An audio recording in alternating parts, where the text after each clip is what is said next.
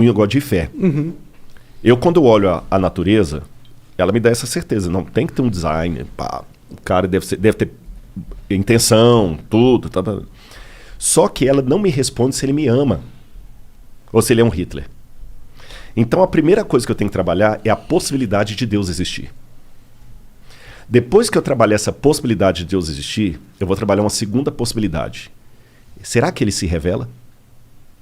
Será que ele consegue ficar pequeno bastante para me entender? Aí que eu começo a buscar na história das religiões por que aquele livro chamado Bíblia Sagrada é realmente a palavra dele ou não.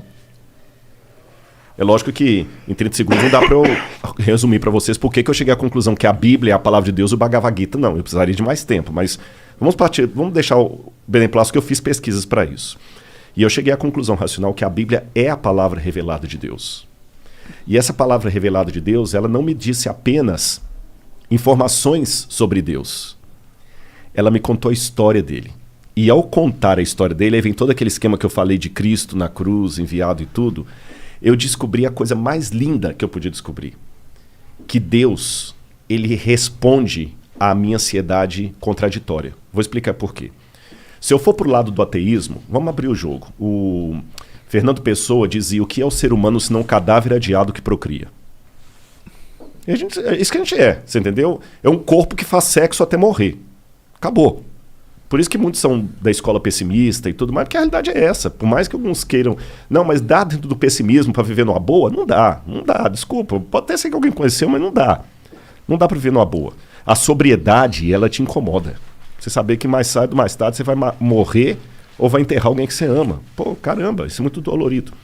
Por outro lado, se eu for pro lado do teísmo, que é chamado crer no Supremo, mas ficar só com o quadro não me diz se quem pintou foi uma freira que eu poderia levar para minha casa e que ia cuidar de mim se eu estivesse doente, ou se era um maníaco como o austríaco que matou 6 milhões de caras, porque os dois podem pintar quadro. Então eu preciso de algo a mais desse Deus, além da certeza que ele existe.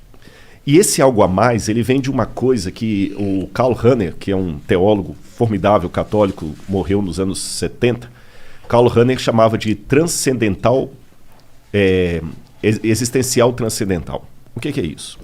Santo Agostinho dizia, existe um vazio com forma de Deus no coração humano. E nós nascemos com essa projeção para o transcendente. Se tem uma oração que até um ateu sinceramente pode fazer, é a seguinte: Senhor, que tu existas.